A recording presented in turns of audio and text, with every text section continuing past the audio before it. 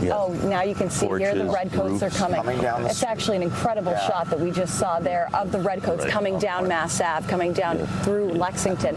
Of course, keep in mind, they are on their way to Concord. Their whole goal is to march through Lexington. They're not concerned with Lexington. Their goal is just to get through the town of Lexington, make it to Concord to where the munitions are stored. Little do they know that this is the militia that's waiting for them, which will ultimately just be a small hurdle for them, but will be iconic for the birth of our nation. Yes, exactly. As you mentioned, they're in red, they're tall, they're in that very crisp uniform. It's intimidating. It is. To see that. It is. The column coming down the road there. To what they were about to meet. Yes. Wow. And they don't look stop. at comparatively when we show the redcoats and then we flash to the militia. They looked so unorganized yet, but they weren't. They were very organized. Shoulder, firelocks. Now they're getting ready. They're shouldering their firelocks.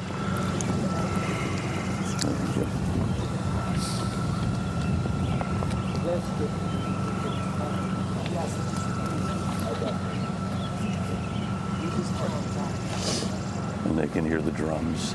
The pipes.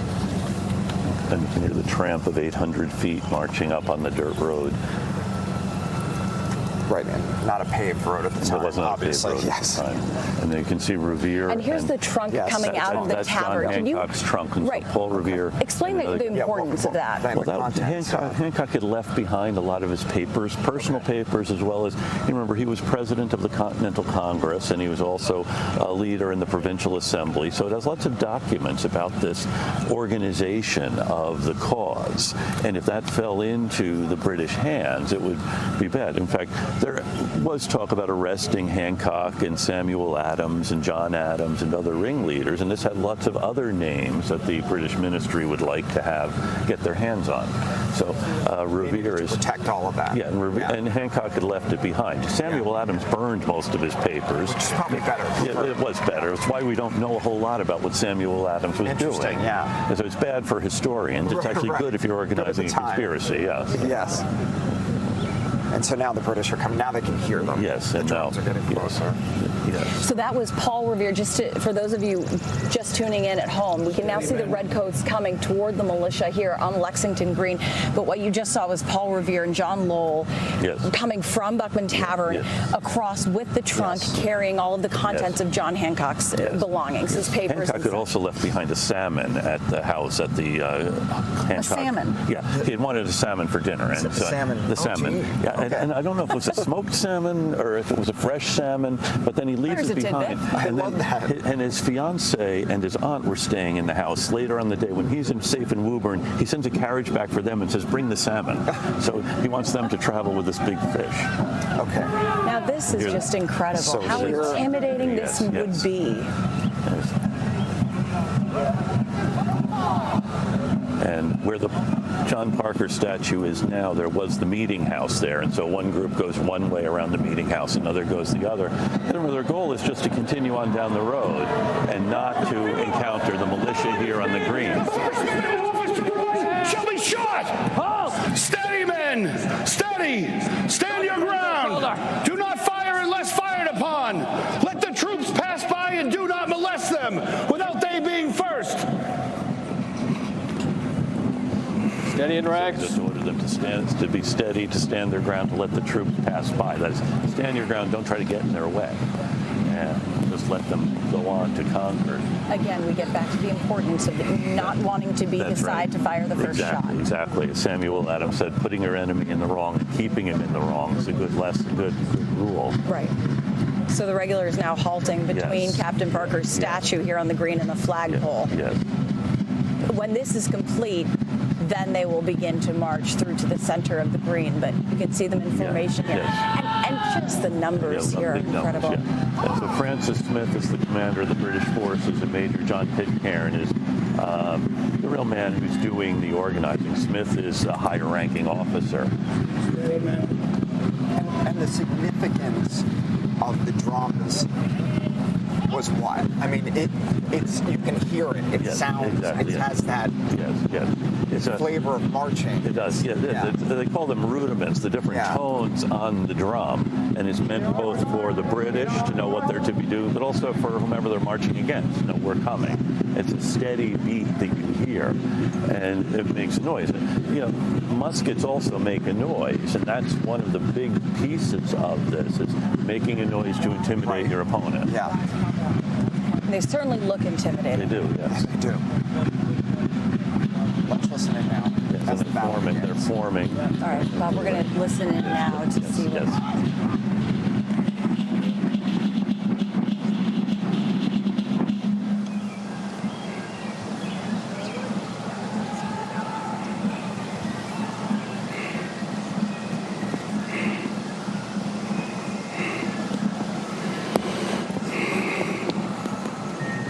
Lay down your arms.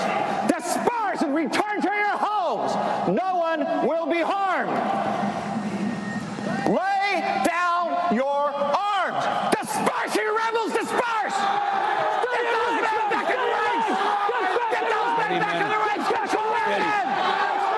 those men back. Lay down your arms and return to your homes. Very well. Captain Parsons, take the detachment, surround that rabble, and disarm them. You are not to fire. Is that clear? Carry on. Return to your ranks.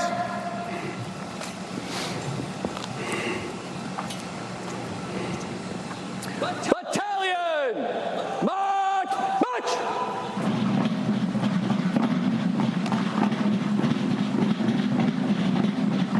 Take care! Halt! Form! Foot! Steady, man.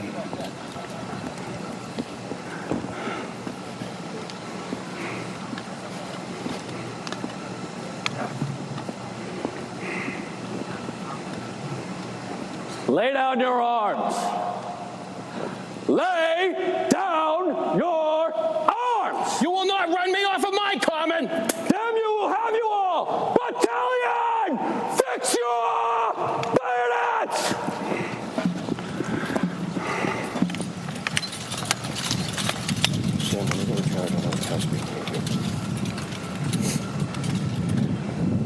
Shoulder, arms. Charge up! Bayonets! Give way, men! Quit the field! Quit the field! Give way and quit the field!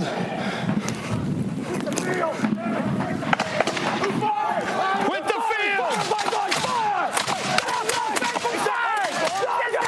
Get those men back in the ring! Get them back in the ring! Damn you, Corporal! Stay back! Ring on the fire! Get back into your ring! Maintain your ring! Get back in ring! Get control of your men! Damn you, Private! Back in ring!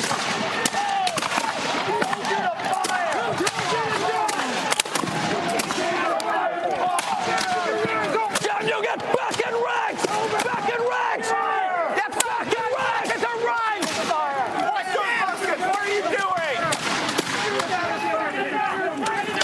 Sergeant, control these men!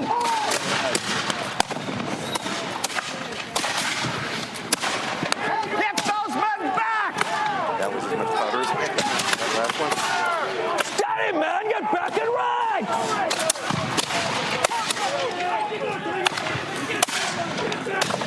Private, do not fire! Stop your firing! Private, get back in ranks!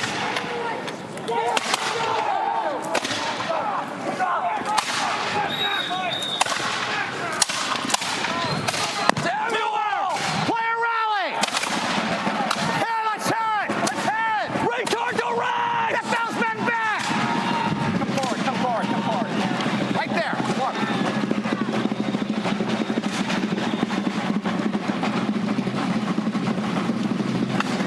Get back in ranks! Damn you all, get back in ranks! Get back in ranks, Private! Sergeant, look what you've done! Back up, back up, back up! Dress as a soldier! Dress on the drummers! Dress on the drummers! Cardinal, what the hell is that? I saw you shoot him there! I had no order! Steady rank, Sergeant! Parsons, I told you not to fire!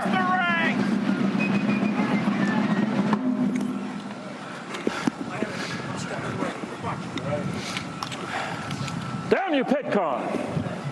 Officers call!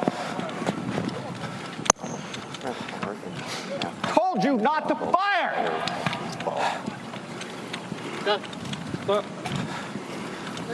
You gentlemen need to control your men.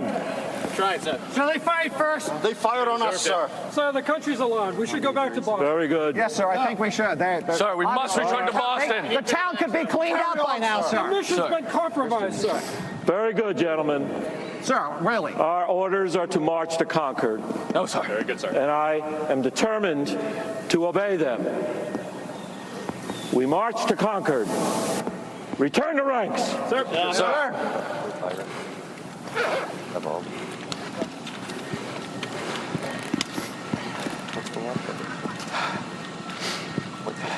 Battalion! Prime in! Load!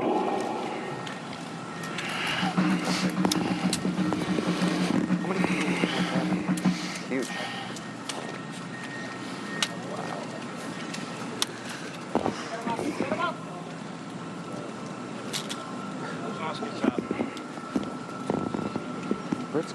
Make ready! Elevating! Present! So it's a lot of it. Fire! Half stock, fire lock! O'Shaughnessy is just pushing. Shoulder! Fire lock! Shut! Pan! I mean, there was no kind of filling up the road. There's nothing. Battalion will advance March all by companies from the right, forever. by the center! Advance! Yeah, and we're bitching about it. 3 cheers for His Majesty, King George! Hip hip! Huzzah! Huzzah! Huzzah! Quick! March! In serious, like, how do you find young people 40 rounds? That's the problem. Well, I know. Well, that's true. But it's so expensive, so, you know? I mean, honestly, I think that nobody might get money for the military. I can afford it, but yeah. Unless you bless you can. Yes, you can. There's two places.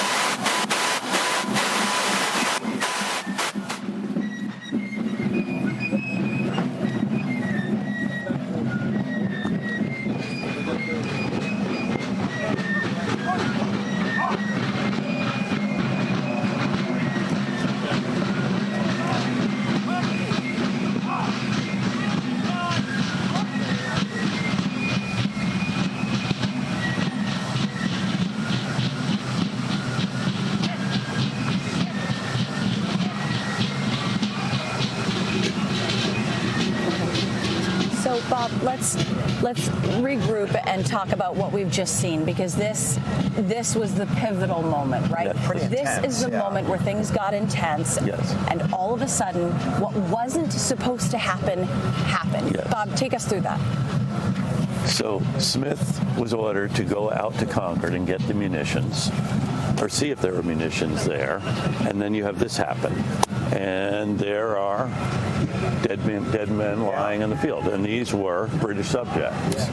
One of the really interesting things is later in the day when General Gage is writing his report back home, he's now referring to these folks as the enemy. So you see that shift, that happens really here. And the British now are marching off the field, having done what they, not really done what they set out to do, but now they've overcome this obstacle, and now they will continue on their march. But they're leaving behind here the dead, as well as the survivors, who are now very angry about what happened. Just to briefly interrupt, there were 8 killed. Yes. 8 rebels, 8 members of the militia, 8 colonists killed. Yes. Only 1 injured of the redcoats and 10 injured of the militia. So obviously this is very lopsided. It was lopsided. Later in the day, things do change. There are about 49 Americans who died that day. and somewhere around 70 British died that day. So, but this is lopsided. You have one redcoat injured and then 8 or 9 Americans dead. And so it is a lopsided thing. And as we saw Colonel Smith saying you have to get control of your men. He saw that the men were out of control because they've had a long night, and now the day is just beginning, and the day is going to be even worse for them after this encounter at Lexington. It's now you heard Major Pitcairn warning about what happens next. Maybe we should go back to Boston. That's what I was going to ask you about. You heard kind of a little bit of uncertainty there, like, hey, what did we just do? That's right. Yes. Maybe we should go back. Maybe this was a mistake. Yes. So, there was argument. It seemed not everyone was on the same page. That's right. You think they come in with confidence. And here we hear the British playing Yankee Doodle. They mocked the Americans by playing that song. Because Yankee Doodle, it's kind of a fop. And he puts a feather in his hat and calls it macaroni. Macaroni was this kind of style. So these country rube riding on a pony, he thinks it's a horse, and he thinks he's better than he is. So this is a song, it was a popular song for Americans, but the British used it to mock them. Oh, that's interesting. And someone reportedly said to the British that you're laughing about it now, you will be here, you'll be crying about it later. And in fact, at the surrender in Yorktown, so it was 8 years later, Lafayette, who was then commanding American troops, saw the British were looking toward the French instead of to the Americans. He had his band play Yankee Doodle because he knew that would infuriate the British, hearing that song that they had used to mock the Americans. So a little reverse there at the end. I mean, man, we got to have Bob here narrate our life, essentially. I know. Right?